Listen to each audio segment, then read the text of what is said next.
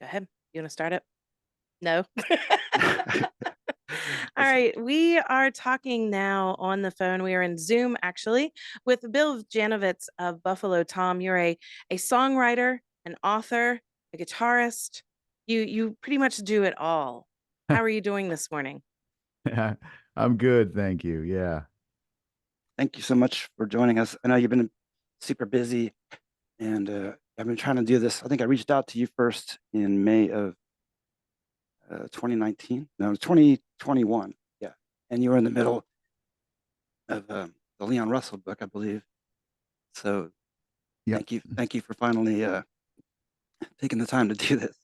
Oh yeah, I appreciate it and the interest, but yeah, w when you're in something like that, it's hard to sort of break out of it and be when I'm interviewing others, it's hard for me to like sort of Right? break out of that mindset and be interviewed. No, absolutely, and I understand, and that must be. And reading the book, I mean, that must have been a pretty intense journey. So I'm sure when you're in that mode, yeah, you can't no time for other distractions, I'm sure. Yeah, I was probably getting to be near. I don't know when it was that you reached out to me, but I think it was getting out to be it was getting to be sort of crunch time or just I was sort of grinding through the middle of it anyway. But yeah, it's hard it's hard for me to switch brains. Right. Yeah, exactly. No, I understand. And Now, when you're deep into a project like that, the second for me personally, if I do stop and I go to something else, it's really hard to get back to that place that you were in. So, thank you so much though for being able to do this interview with us today. We greatly appreciate it. Tom and I have both been Buffalo Tom fans for such a long time. I remember when the first album came out, your debut album was my introduction, and I still to this day don't really know how I found you because the album had just come out. It was probably flipping through stacks when I would go to Columbia Records and at the Columbia store and be flipping through, and the cover of the album was cool. The song titles looked cool, and that drew me in. Yeah, these are the days, right, where you just sort of went in blind and you say, well, I like this label or whatever that put out all these other bands, so I'll take a chance on this one. I did that a lot with like SST records, which by the end were not always great, but In the beginning though, in the 90s and then in the late 80s, SST was to be trusted. Yeah, and so it was a big blessing for us to have our record come out on SST, our first one here in the States. And it was similar over in Europe. We were on certain labels over there that were just they were in our record collection, and so it meant a lot. It meant a lot. I mean, back in those days, the label meant a great deal aside from just the distribution and marketing. And it was just sort of like a imprimatur to be like it was sort of a blessing, to be on a certain label.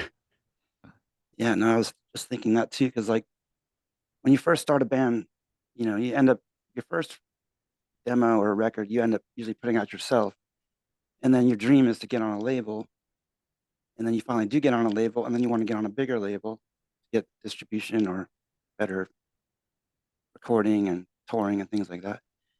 But it seems like nowadays all things have come full circle, and everybody's putting out their own records again, and labels are just kind of, or people starting their own labels. I guess is that the same case for you? Yeah. Yeah, I mean, when people complain about streaming services, what they're really complaining about is the splits, right? And what they're making or what they're not making in the case of most. And I absolutely sympathize with that or empathize with it because I'm part of it as well. But like nowadays, what do labels do? What are their functions? Like it's we have our own label now. I mean, I loved working with Beggars Banquet. And I love still working with Beggars Banquet, who is our UK label, who we signed to directly in by between our first and second record, and they were pretty much our label for all of those years. They distributed to different. They licensed, I should say, to different labels around the world, including the United States. So we were on major labels in the United States, but we were always really signed to Beggars Banquet, and they really were a buffer, and they kept us. They kept out of our thing, they were helpful when, like, for example, oh, do you want to hire a guy to mix this record? But they were never telling us they didn't hear a hit or what. They didn't really care. I mean, this is a label that was built up on Well, it was built up on Gary Newman, but who knew Gary Newman was going to have a hit back then? It was, Right. and the Fall and all these great bands that they were putting up. But yeah, nowadays, there, I, I mean, there are some great labels that are doing great things. Merge Records, my friends down there, for example. But I don't really see the need for one unless they're really going to sort of give somebody something that they're a band that they're not, something that they're not going to get otherwise. You can distribute, hire a publicist, whatever, and go that route, which is kind of what we're doing. So Right. yeah, you've got the new album is going to be coming out very soon. You've released Helmet as a single. The single comes out Yeah. this Friday, right? The I think so. Yeah. the 12th. Yeah. And you've got a new book coming out. So you've been a very, very busy person in all of this time. Were you working more on the album or more like songs for the album, or are you working more from the book through the pandemic? Yeah, I mean, that's a great question. And I have a day job that's really the way I make my money is selling real estate. Um, Right. so I have to actually and turn up for that job every once in a while. Right. But I got into that. So, back in like 21 years ago, when Buffalo Tom was slowing down or had almost stopped for a while because it ostensibly offered flexibility to do these kinds of things, and it does. It's just that when it's busy, there's no room to breathe. So I try to structure all these other things. Like now, that business is very quiet in the winter season here. So this is a time for me to really kind of dedicate time to. I'm staring at my car's book above the screen now. I'm working on that. Yeah, but with Buffalo Tom, with these three guys, with these, us three guys, it's a matter of checking in with each other because they're busy too, and Chris and Tom. And so it's a matter of like, well, I got these songs. You want to hear some songs? Should we start thinking about a next record? That kind of thing. We just, it's three grown ass men trying to sort of get on the same page. Right. And it's not, it takes a while. I mean, this one took longer than expected because of the pandemic and just not Yeah. being able to get into a studio, never mind. I mean, a rehearsal studio, never mind an actual studio. So, but it was a good time to sort of send a bunch of ideas at each other. At each other is an interesting choice of words. um, and then out of that, it's such a different age than when we started, of course. We send around cassettes. Now we just have a Dropbox where we literally just drop things in and say, what do you think of this idea? What do you think of that idea? Um, so yeah, it's a balancing act. It's like spinning plates, right? But I wouldn't have it any other way. Maybe I have a bit of ADD or something where I just need to be running around like a chicken with my You thrive in chaos. yeah, it's interesting, and the people that I write about, these artists, they're all really driven. When you're, I don't know if you guys are musicians or what, but it's if you're creative, yeah, Yeah. it's like even if the music or whatever is going to go into a vacuum, it's like you still need to do it. And like these people that I'm writing about, it's like it's almost like a shark. If you stop, you're going to die, kind of Right. thing. We're all here, and I look at it as like just a benefit of. I'm healthy. I'm something, whatever, 57 years old. I'm still able to do this. People are still listening to music. People are still reading books. So what else am I gonna do? I'm very fortunate to be able to do it all. Was this something you always wanted to do? Like when you were younger, did you want to be a musician or was there something else that you wanted to do? I mean, it's sort of like playing out like I had always thought. Like a musician was, if there's, I didn't really know what I wanted to do aside from being a musician. Like I've all, it's to me, well, most musicians will say the same thing. It's less of a job than a vocation. It's like it's who you're going to be no matter what. You're a musician. You don't have to be a professional musician. If you're a musician, it's just it's what It's you written do. in your It's stars. Yeah. Yeah, you create music. It's a form of communication, and like this guy Leon Russell that I wrote about, it was his primary form of communication. He couldn't really communicate well otherwise. And that's true for a lot of musicians. It's true for Rick Ocasek, who I'm writing about, I think now, although he was more easily more easygoing and well, I'm stumbling on words for trying to figure out how good he is at words. The irony. Uh, but yeah, and then I think I always wanted to write as well. I wasn't a gigantic reader like you hear about people that were like one of my brothers just was always reading a couple books. For me, it was like, I was a moderate reader. I've always loved reading, but the I guess I've always been looking for a means of expression and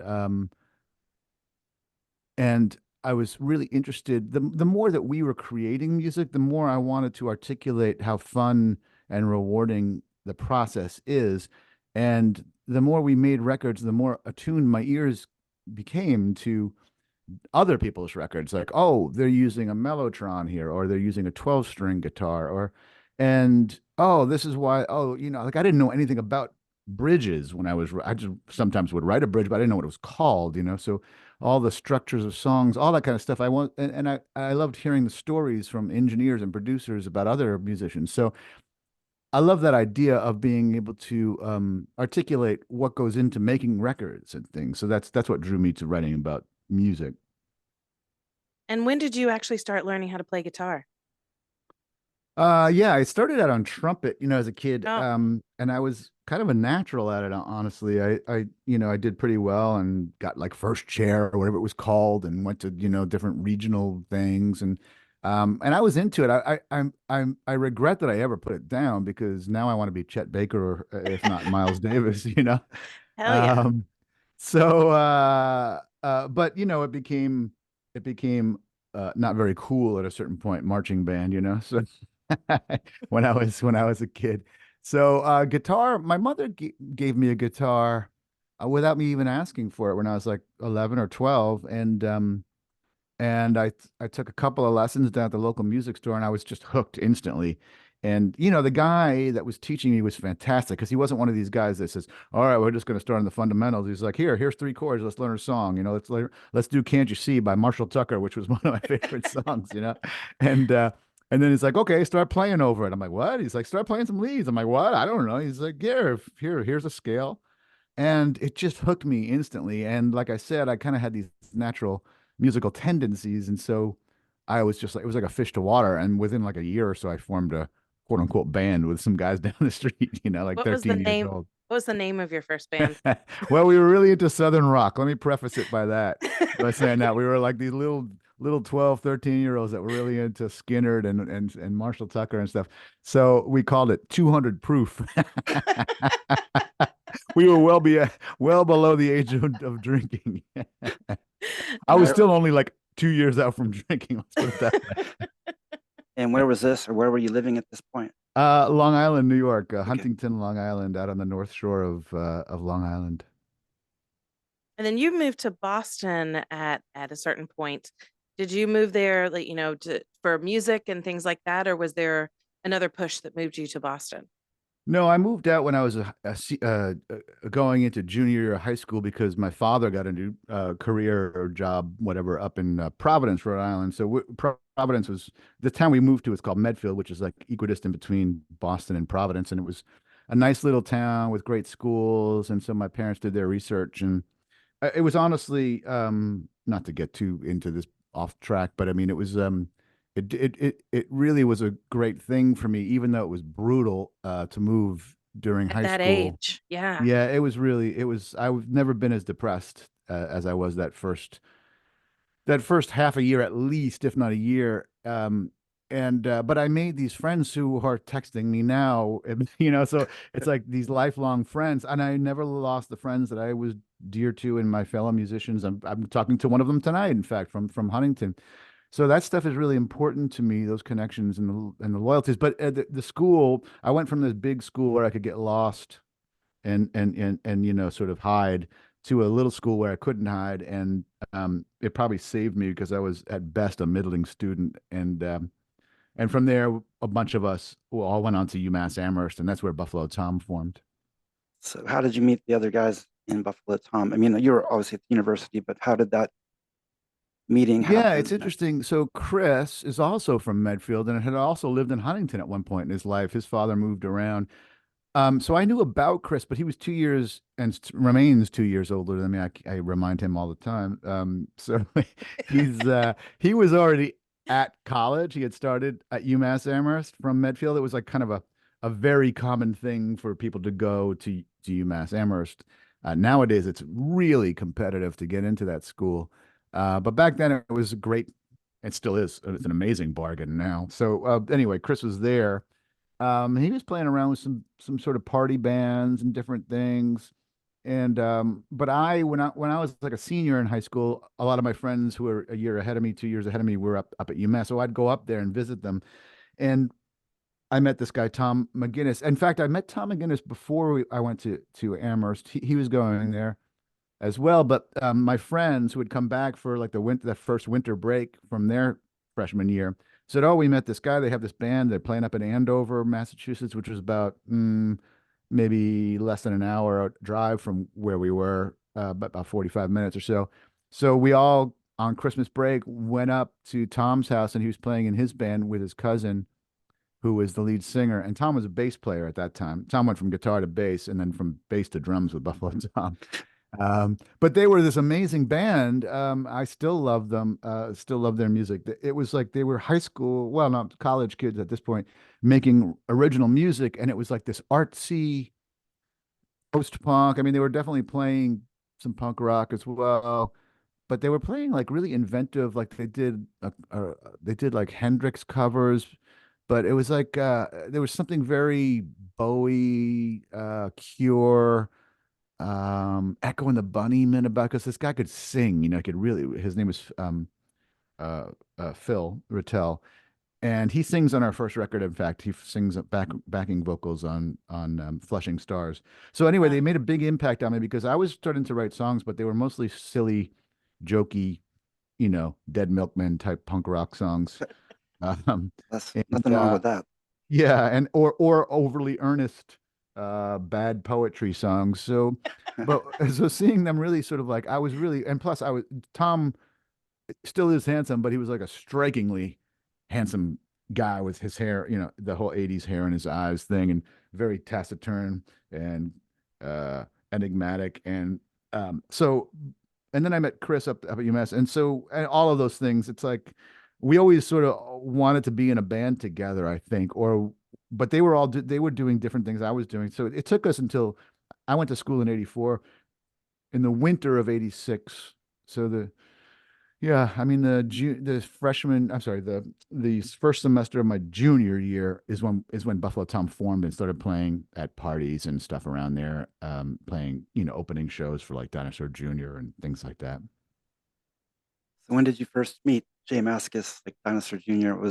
He was in the Amherst area. Is that right? Yeah, Jay grew up there, and he grew up in town in Amherst and went to school at UMass for at least some of it. I don't know if he ever finished. Um, but you want to talk about enigmatic? I mean, Right. I was a senior in high school visiting my friends up there, and my friend Jay Tallerman, who took some photos that are on the artwork of that first Dinosaur record. There's a guy in the sun. His name is Artie, and Jay took that photo of Artie. And so Jay introduced. We ran. I was with Jay. We were going through like the campus center or whatever, and there's Jay, who back then had more of a Nick Cave. You've probably seen early photos of him. He had kind of this like Nick Cave in the birthday party look, with this Yes. extreme spiky hair and beads, and he was a scrawny guy. And he barely said a word, but I was really struck by his presence as well. I mean, there are certain people that have this very quiet charisma, and Jay has that. He draws people in. He could be a cult leader. He's a man of little words, Yeah. but He's the people that say the fewest words, which I'm not one, uh, hold the most power. I'm with you on that. I am with you on the talkativeness there. So is that how you got the SST connection? Was it from Dinosaur Jr. or was that another connection? Yeah, I think it was Jay. I mean, I remember going down to, used to be the CMJ festival in New York, the convention really. It was like the College Music Journal was a tip sheet And so it was kind of a big deal. It was sort of like South by Southwest before South by Southwest even became a bigger thing. I guess it was around. But CMJ was a big deal. So we went down to CMJ. We had already signed to this Dutch label, but we didn't have US distribution yet or rights or whatever. So I remember sitting with Buffalo Tom and Jay and Greg Ginn from SST and Black Flag, who I had seen, Black Flag, and that alone, again, another weirdly enigmatic guy who didn't say much. But we were at some place, and Greg's like, "Yeah, so you guys want to put out the record?" And you're like, "Well, I guess SST." I mean, he's like, "Yeah, I'll put it out." It's like, I think it was kind of the Jay connection, and I think it's interesting because I think Dinosaur Jr. if they hadn't already moved on from SST, they were in the I guess not yet, because they put out Bug on SST, I think. So I think they were still on SST. Yeah, and honestly, like we were saying before in the earlier part, SST at that time was the label. They had the catalog that you could order, and it just had you could almost just go through and pick a band by a name and know it was going to be a good band. Yeah, I mean the labels that were like that for us were like Slash Records and I mean, I liked almost everything on Slash, and then there was Or eight. Homestead, which is what Jay was on, that became, sort of like moved into Matador Records. Hmm. Sub Pop, I don't think were quite around yet, or at least hadn't made an impact on me, I think, by that point. Maybe they were. I think that Love Buzz single came out in like 86, 87 from Nirvana, and I remember hearing that and knowing about and Mudhoney. Mudhoney came out first. Yeah. So yeah, so the Mudhoney, it was around the same time, I guess. But SST had been making an impact, a bigger impact, at least on me. Sonic Youth, Husker Du. I mean, those Husker Du records came out in Black Flag when I was in high school, so Yeah. that stuff was huge to me. Yeah, that made me think too. So you were saying earlier, so you grew up on, Beatles, Stones, Led Zeppelin, things like that, And but Southern Rock. and Southern rock, some Marshall Tucker and Skinner. Skinner. Leonard. Yeah, and yeah. Anyway, so at what point did you find, like, I don't know, punk rock or music that was different, that made you kind of opened your eyes to say, wow, there's something different out there, and maybe I can be part of this, like, because it's more Yeah, DIY well, or whatever.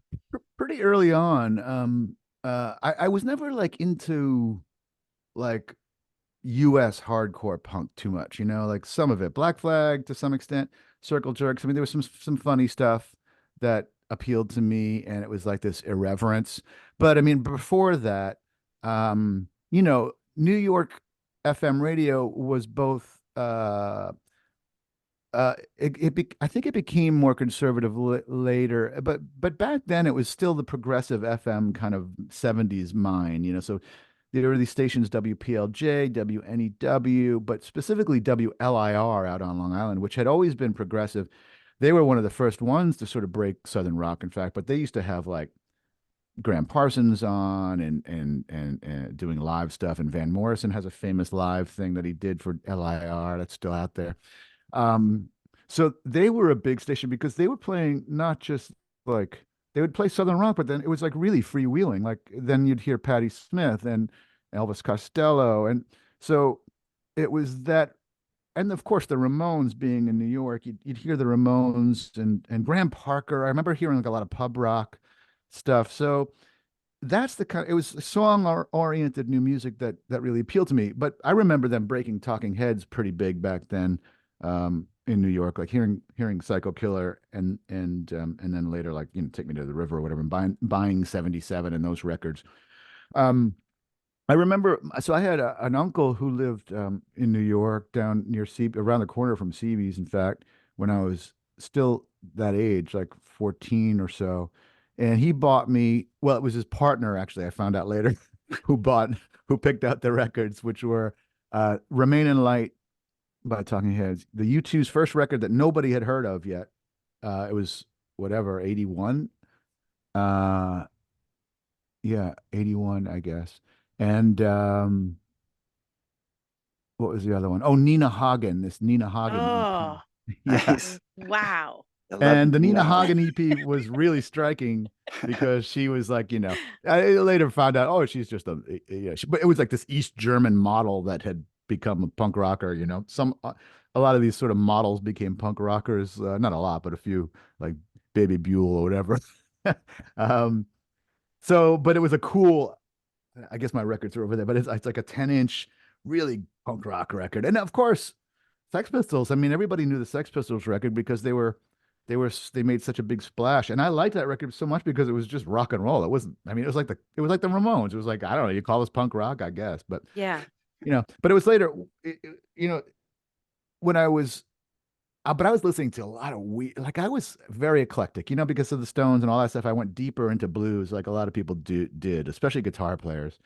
And there was some great blues shows down in New York on there's a Stony Brook uh, college or university station that was playing country blues, and I still have these cassettes that I made of this guy's show over and over and over again. That's how I got into Lightning Hopkins and all that stuff.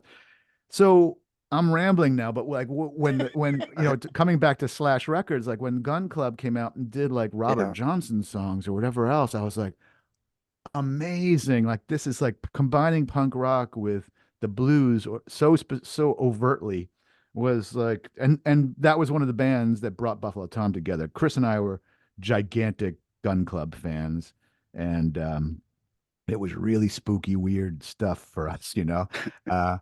Uh, like who are these guys? Again, coming back to Enigma and Jeffrey Lee Pierce and all that stuff. So but yeah, moving to Massachusetts was a big deal because there were so many college stations, and I was in this shitty little.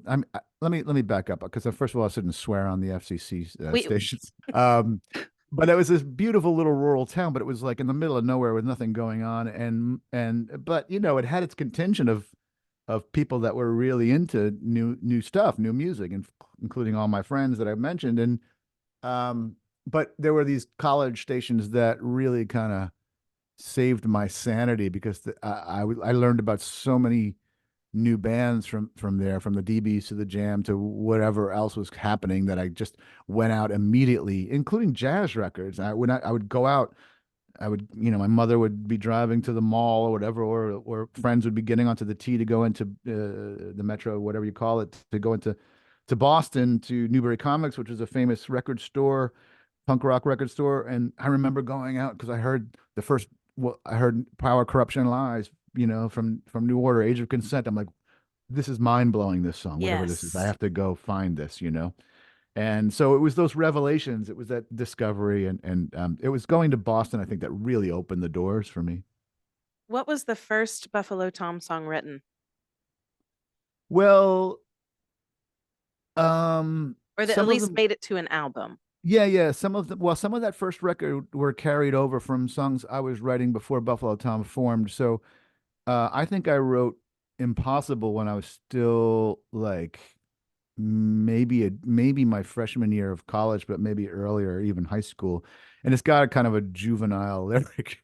Um, but The Bus is one that I had written the summer before Buffalo Tom formed. I was living in New York for the summer. My uncle, who gave me those records for my birthday, he gave me a job down there, and I've written about this because he was a really, he was like a pivotal mentor in my life. Um, and so he gave me this job working. He was working at this corporate job at Citicorp, and I was just doing some data entries. Anyway, I was down there for a summer. I mentioned this guy I'm going to talk to tonight. I was living with him in this single room occupancy hotel up on 99th Street, and uh, it stared down to Broadway. I mean, it opened Hmm. there's a line in that song. I stared down at the Broadway. We were on Broadway on 99th, and it was just a very ruminative lyric about just being alone, staring out the window, and a day or two in the life of me going through New York City.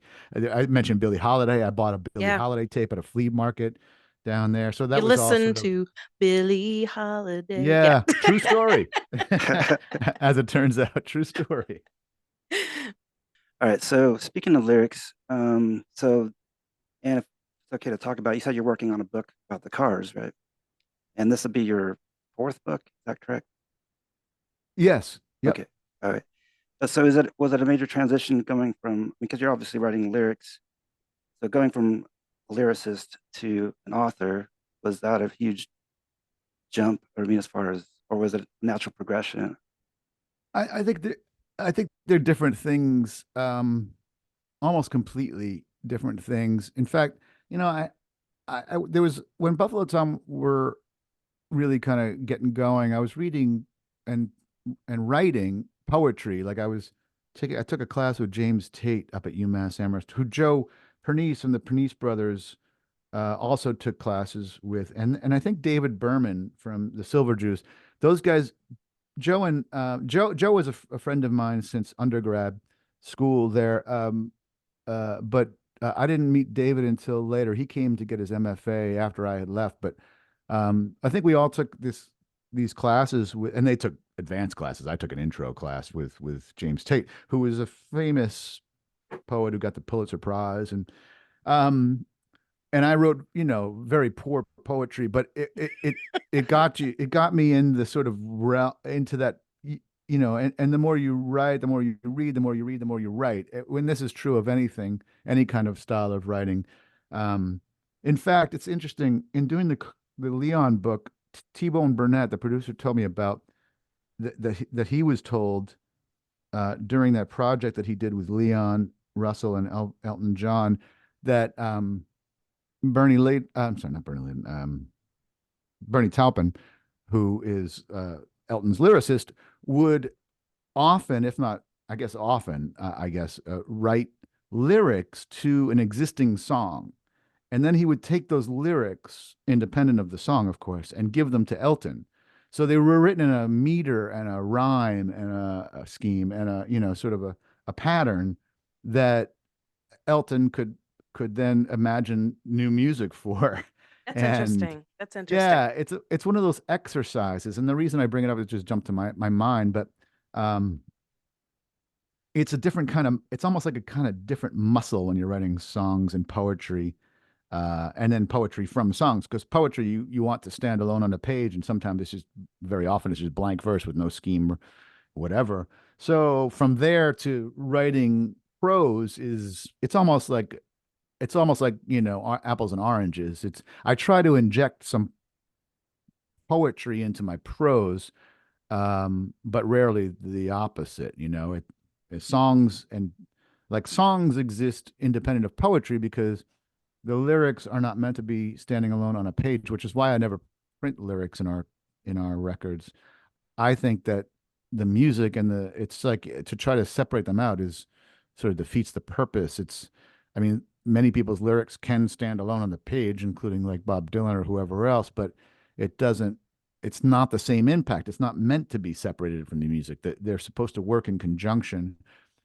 So And anyway, it's good for us fans that you are easy to understand.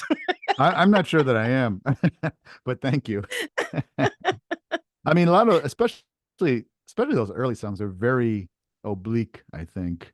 And it's funny, I'm writing about the Cars, as we say, and Rick Ocasek's lyrics were most often, oblique and specific, weird little imagery and surreal stuff, and not necessarily any kind of I'm writing a song about X kind of stuff. Yeah. I think oblique is kind of why we were drawn to Buffalo Tom at an early age, like in our early 20s or um, especially early 90s. There was times were much different. And we were talking about, Maya used to make, oh, I think we all made mixtapes at the time because that was the only choice before CDs. I don't know, were you a mixtape kind of guy? Did you make mixtapes for Yeah. other people or? Yeah, and the stuff that I loved was oblique too. I mean, from REM and Yeah, to later Pavement or whatever. Um, yeah, mixtapes were a big part of my life, and still I still make playlists, and it's I still approach playlists like I did mixtapes. Like I tried to create this arc and these relationships between the songs, and Yes. I don't just throw a bunch of songs that I'm listening to onto a thing, and right. in fact, I mean, I've always loved listening to music more that way too.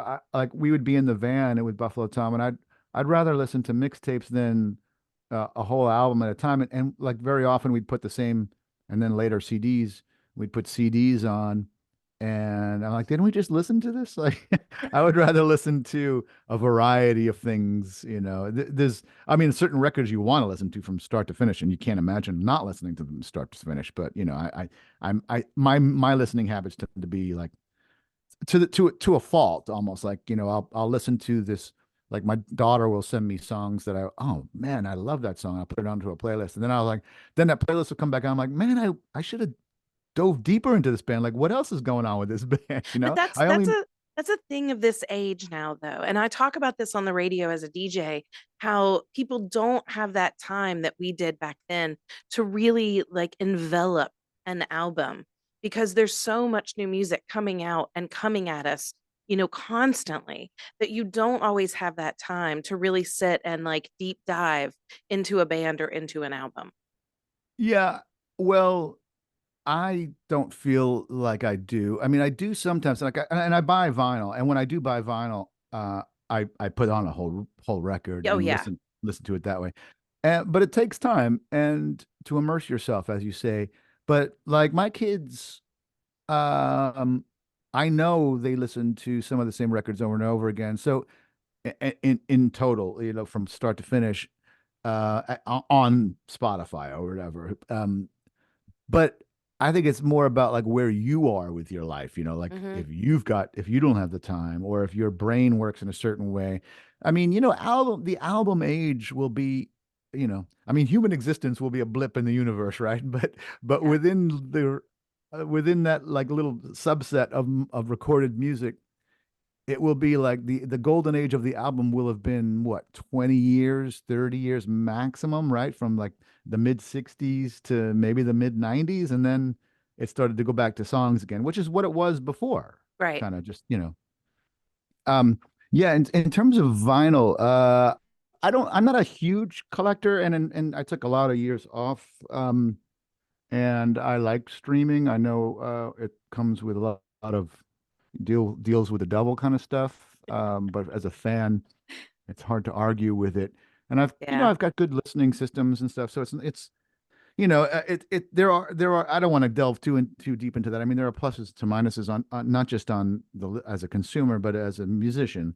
It could always be better, and it could have always been better for musicians. It was never great for musicians, so it wasn't like there was this Shangri-La beforehand. And honestly, most of the vinyl I buy is used stuff, so it's not going to the artist. I mean, when I go to a show, or if there's a young band that grabs me, like Big Thief or whoever else, I go out and buy the vinyl, or I order it from their website or Bandcamp. And I'm very conscious of supporting uh, artists that are out there doing it. And but yeah, I listen to like the last vinyl. I always, like when I'm writing a book, for example, I go deep into the vinyl copies for research, and just to have them to remind me of the time I was writing about the book or whatever. So I've got many editions of the Cars records right now. I've got all the Leon records and side projects, and that stuff is really, as a collector, like I'm not like a big collector. Like I don't need, like I'm not a completist, and I don't need certain editions and blah blah blah. I think that stuff is fun, but it's just not where my energy gets off on. And the one thing I wanted to ask, if in your collection, do you have an album that would be like, if you're not like the collector, do you have an album though that you're really glad that you do have? Oh, plenty.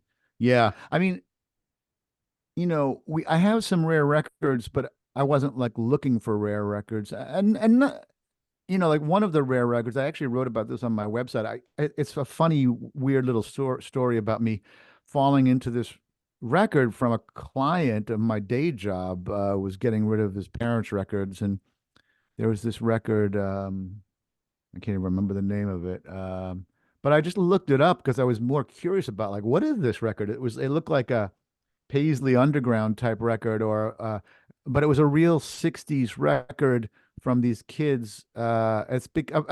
Record collectors will know maybe immediately of what I'm talking about, because it was like sort of a holy grail.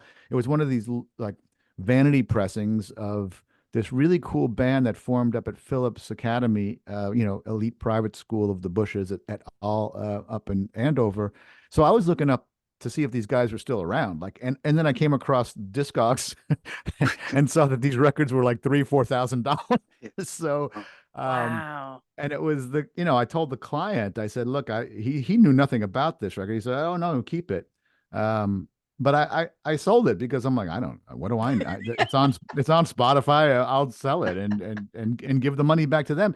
They didn't want the money, it turns out, but you know, it was a cool story because I wrote about it because I did get in touch with one or two of the guys and I said, man, I had no idea. And it was in mint condition. It had probably rarely ever been played. So I would rather have people that for whom that means a lot have those records because I don't want to be responsible for one of those things sitting in my flood mildy basement, But yeah, like all the records I bought when I was a kid, I'm glad to have. But in terms of like as a collector, yeah, I mean, all the original red label mono Stones records I got when I was a kid, uh, Highway 61 in mono and big thick wax or shellac.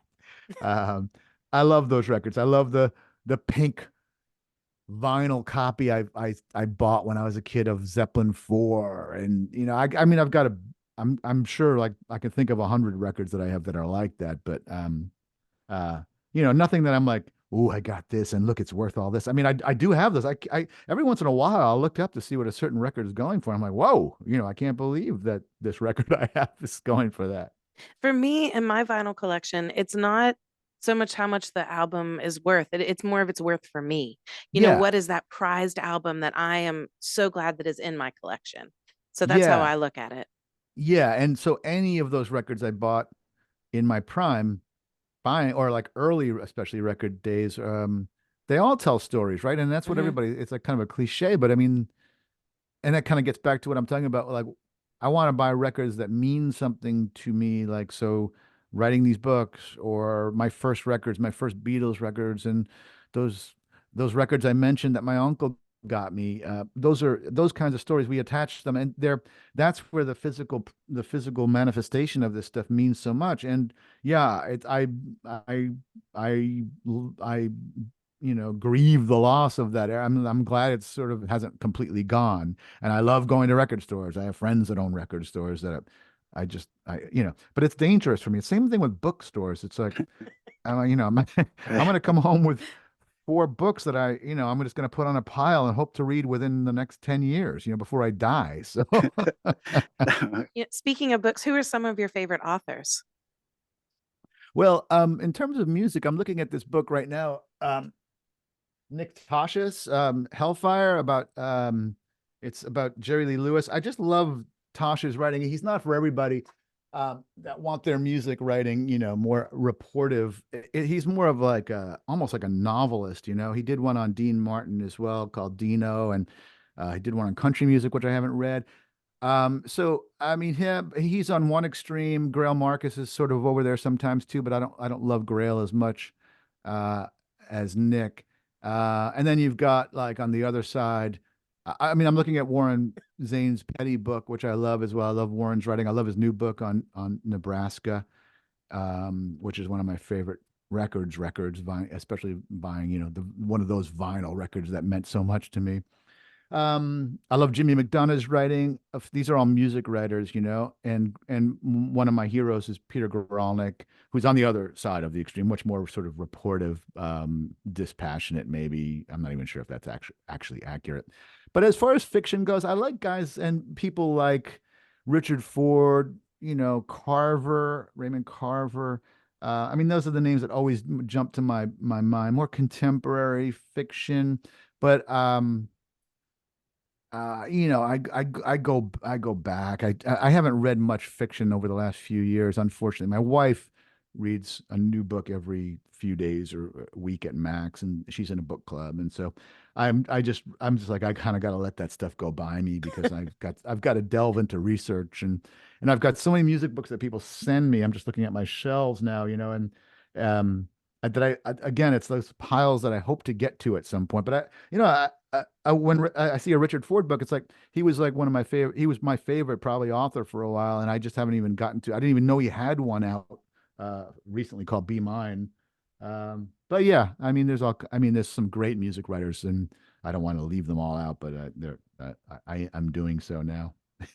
So when can we expect to see this new Cars book out?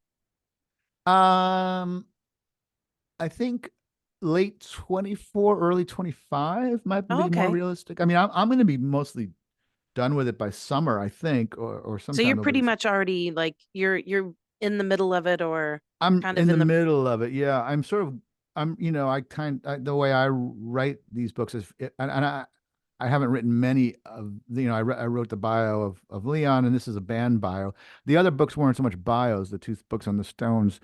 Um, this one is less intensive in terms of the amount of interviews. I did 130, 140 interviews for Leon. This one I've got the three, but he wasn't around, and yeah. I had to get as many. And he was around for 6, 7 decades of music or something. So with these guys, it was a shorter window, and three of them are still with us. So it's a whole different thing. I tend to write research kind of as I'm going along all at once, backfilling or correcting as I go. Just to sort of the research leads me to write, the writing leads me to research, the interviews sort of color it all out, right? That's kind of how it's working with this one. So I'm pretty deep into the chronology already on this one.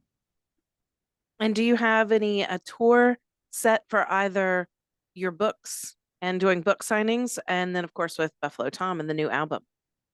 No, nothing is set. We're looking at dates right now. Nothing's been announced. I mean, the bookstore. There's no real.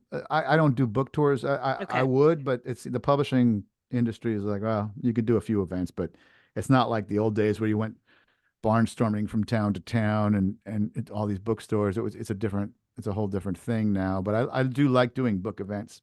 But I don't go out on the road for an extended period of time. I'll pop down to New York or whatever. Um, the band tour, I think we're finally loosening up with our schedules. Our kids are all no longer kids, and our partners and spouses don't really care that if we're gone for now. In fact, they'd be like, "Yeah, yeah, please go." For, but it's more the day job stuff, and like how far can we push that? You know, if we were a full-time band, yeah, we'd go out for a month or more at a time, maybe. I don't know. But I mean, the reason that we're not a full-time band is because we got so tired of that life. Yeah. And trying to make a living by just being on the road is no way to live for some people. For some people, it's their ideal life for a Willie Nelson. Not that he needs to. um, but I think to answer your question, we'll do what we did on our last record, which came out in 17 or 18, which is like, we go and do a couple of shows in the Midwest, and then we'll go down to the West Coast a little bit.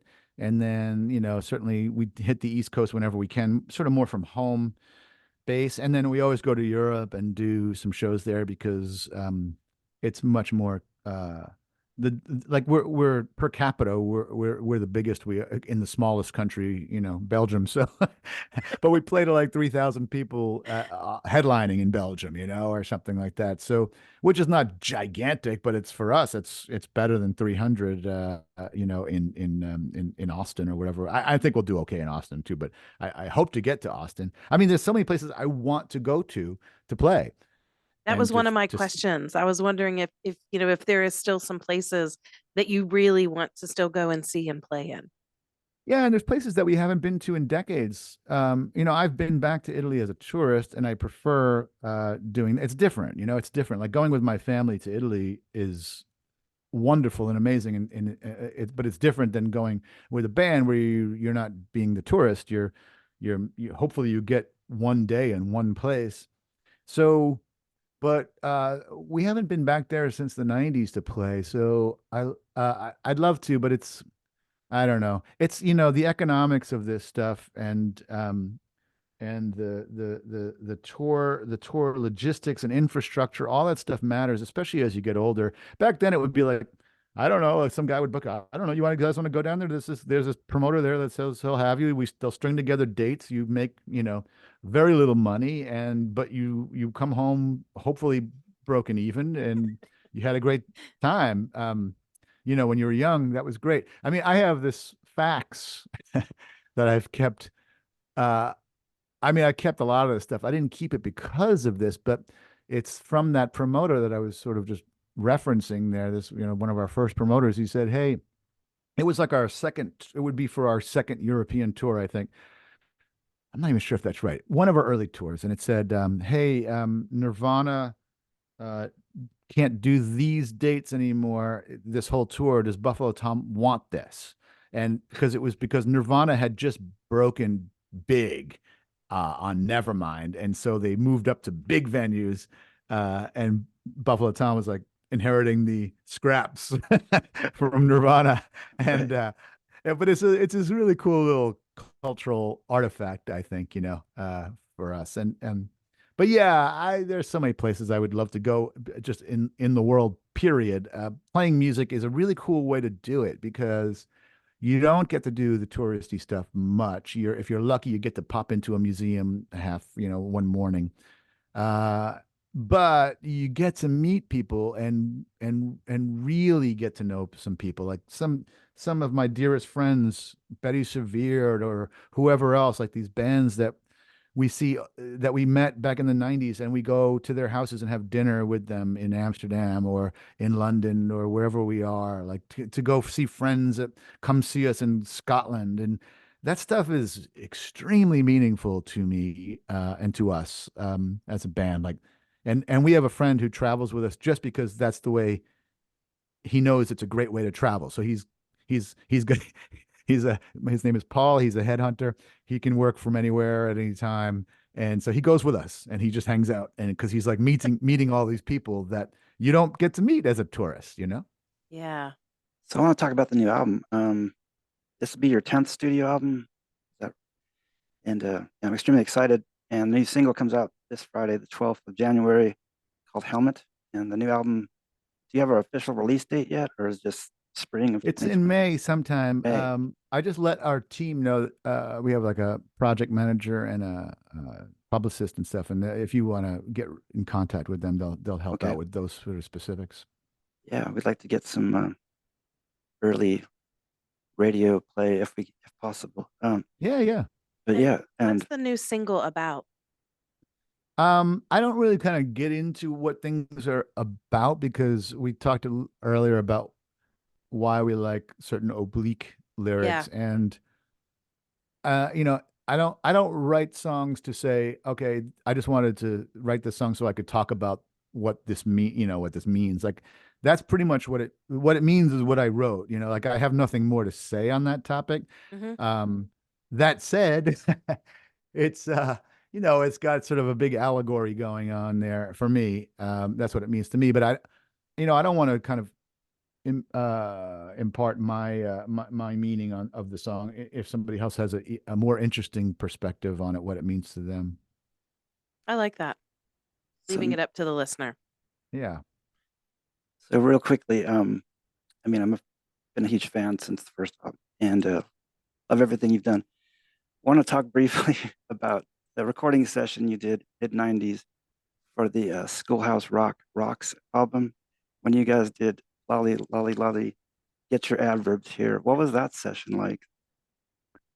The session, well, I remember them asking us to if we wanted to do it. It was sort of this era of a lot of compilation type, Yeah, tribute type records, and it was sort of our generation, like that was such a Schoolhouse Rocks was like everybody knew it. It meant so much to everybody. And not just, it was like a musical thing. It was like those songs mean a lot to us just as music, never mind the messages and learning method, and it was that era of like really cool, Sesame Street into this, into Zoom, and like different ways of learning on public television. This was obviously commercial television. It was during cartoons, and the cartoons were great. Anyway, I remember like jumping at it and going, "Yeah, we'll do it," just like all those other bands that said it. And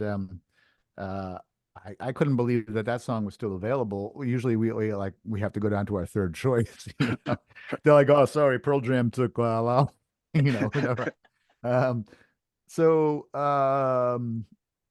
the session, I remember, I don't remember much. I remember Chris doing the squirrel voice on it though. I remember, I remember like saying, like being ridiculous, like he would do it and we would like be behind the glass going, Chris, could you bring a little bit more squirrel emotion into that? I'm not really, I Uh, mean, great. That's a great first take, but right. No, it was a great version. Did you get? I mean, I guess it'd be impossible to perform that live with all the background things going on in the song. No, I mean, I think we were happy to do it once. We didn't really want to reprise the Right, right. I Yeah. mean, it's funny. We did this new theme song for an NBC television show called Extended Family, and Mm. it's been on, I think, might be having its third episode tonight. A friend of ours is the showrunner, Mike O'Malley, and John Cryer's in it.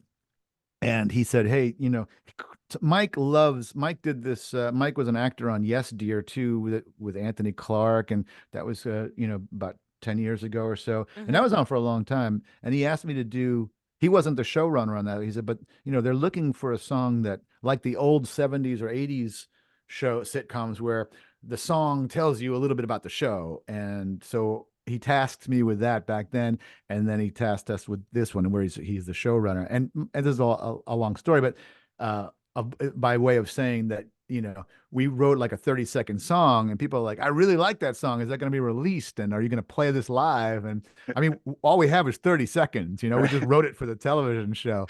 But I will say that it was this sort of idea of a song. Like when he asked me to write, when he asked us to write it, because we were in the studio at the time with Buffalo Tom, I said, well, we just happened to be in the studio. I said, how about this idea? And it was kind of a fragment of an idea of a song that I would have developed into something, probably like the melody and the chords, but the lyrics were all like for the show.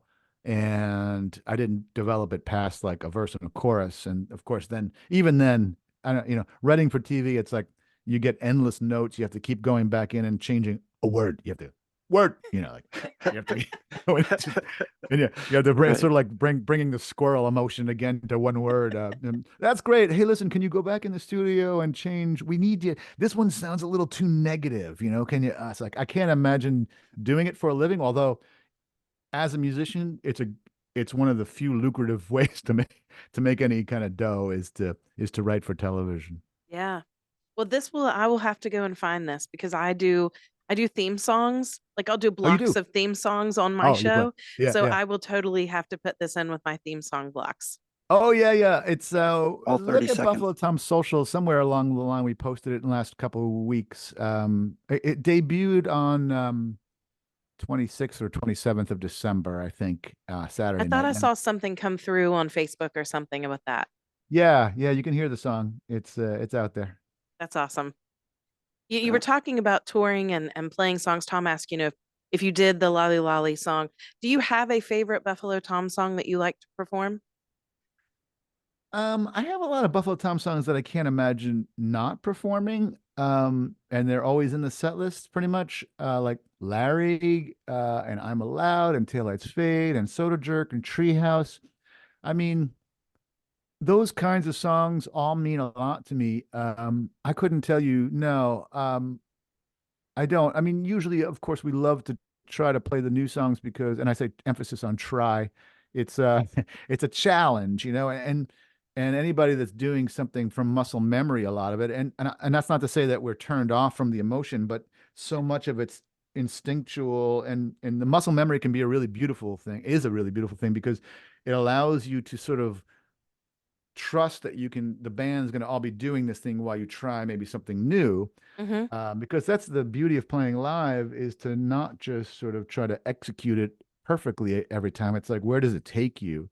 And um, so doing new songs though is like, it puts you on your adrenaline system on notice. It's like everything is amped up, and you're all hoping the other guys don't mess up. You're hoping you don't mess up, and it's like this edgier thing. It kind of brings you alive a little bit. So, no, I mean, you know, I mean, I love pulling out some old songs like we've been doing like we're playing in New York this weekend. We played in Boston a few weeks ago, actually at the beginning of December, and we pulled out the song "Do You In," which is a Buffalo Tom track from from I think it was from Smitten, and it's not a song we had done a ton after that record, so I like revisiting songs. As the fan, I love that. I love when you pull a song out that hasn't been played a whole lot live, but it's a deep track and it possibly could be one of your absolute favorites, and you just bust out with that. It's fantastic. Yeah, as a fan, I'm like that too. Like like Chris and I and other Stones fans that are diehard Stones fans is like, come on, guys, do you really need to do this again? And they do, and I understand that as a band. It's like, do you need to do Start Me Up or Satisfaction? And people would be mad if they didn't do those, I guess. But I want to hear like Winter and Coming Down Again or Let It Loose, these sort of deep tracks. And I don't know, it's just unrealistic, I think. But then they do it. Then you've Right. got guys like you've got Chuck Leavell encouraging them in the band to do that. And yeah, it's good to mix it up, and it's funny. You end up like the Stones do. And I always compare us to the Stones. You come up with like slots. Like, oh, now here's the slot where we'll put in the wild card. Like we'll put Right. in like we did For All to See in Boston a few weeks ago, and Nice. that was from one of those compilations, the No Yeah. Alternatives. And we loved playing that a lot. Yeah, that was another one of those compilations you were talking about from the 90s. You did that in the Sweet Relief compilation and Yeah, so sure several. those Yeah. benefits, it's a nice way to give back something, right? Or to take part in something that's not just about music careerism or whatever. But then those things do boost your career. I mean, Yes. you know, it's like That's what I was going to say. Yeah. That's an yeah, easy no, way to get your music out to people who might not have ever heard you. right. I mean, No Alternative was one of those records. It turned on a whole generation to a bunch of different bands. Like they might have known Smashing Pumpkins, but did they know Goo Goo Dolls yet at that point? Goo Goo Dolls weren't famous yet, Right. big famous. I mean, and then a lot of people learned about Buffalo Tom from that, and from, of course, from My So-Called Life, the television show, which again, coming back to TV, that wasn't written for that, of course, but it was like we were in it, and the song played such a pivotal part. So for us, it was like that in particular, My So-Called Life. It's like we went from like a 90% dude audience to like more of a balanced guys and females, It and really was younger. pivotal in the episode. I remember when watching that for the first time and was already a huge fan of yours. And when that came on, I was like, what? Oh my gosh. Yeah, and they mentioned Buffalo Tom so much in the script, it's almost like we paid him a buck every time they said it or something. Yeah. Are you going to the Buffalo Tom show? We're going to Buffalo Tom, Buffalo Tom, Buffalo Tom. It was like, whoa, our moms were impressed. Let's put it that way. Yeah, so you're playing Bowery Ballroom on the 13th, be this coming Saturday, and then hopefully more tour dates to follow. And you do have an open invitation to play Charleston, West Virginia. Yes, you do. And to come to the WTSQ studios, hang out with Tom and I, and play some stuff live on the air. That sounds good. I think I've been there. Oh, really? Yeah, I know Buffalo Tom has played Charleston, but I think I went out there once solo to do something. But I believe it was that station. I mean, well, are there any other We're community? new. Yeah, Oh, okay, so it we've wasn't only this. been here we're almost coming up on our ninth year. Oh, And okay. and before that, there were no like small LP. We had no alternative stations. Oh, and then it's probably not It that could have station. been Yeah, maybe not that. Charleston, South Carolina, too. No, no, no, no. Yeah, we get that confusion a lot. Yeah. Yeah, yeah. But no, it's Buffalo Tom played Charleston way back. I couldn't even tell you the club, but it was like it was like when we were still crashing on people's floors because it was the first time I ate grits. Somebody made me grits in the morning. I wonder if it was the Empty Glass. Do some research. It was the Empty Yeah, Glass, probably. Yeah. It probably was. That's one of our oldest bars, world famous empty. and it's one that a lot of musicians and things will play as kind of a money gig, like a Yeah. gas gig. And Yeah. because it's a quick, it's easy to get in there, and they have music 7 days a week. Yeah, and we stayed out at some guys. He was like renting a place with some other guys, and it was out on a farm outside on the outskirts of town somewhere. And he's like, he cooked us grits in the morning. We're like, wow. Thank you. That's amazing. We're gonna have to do our research and figure out who that was and where that was to add It to would have been this. like 89 probably. So good luck. Okay. Right on. We'll do our research. And how can our listeners find out more about Bill Janovitz, your projects and Buffalo's home? Oh, we're all over, and I'm particularly all over social media. So that's yeah, just find me on the Facebook, on the thread. I'm trying to divest as most sentient beings are trying to get off of X a bit. But Facebook and is we're always updating stuff over there and threads and Instagram and all that stuff. That's awesome. Cool. Well, thank you so much. Yes. Thank you so, so much for taking the Thanks, time. guys. It was a great chat. Thank you so, so much. It's been great talking to you. All right, Thanks, thanks, Bill. guys. You too. We'll have to do it again sometime. All right, take All care. right. Have a great day. Bye Thanks, bye. Bill.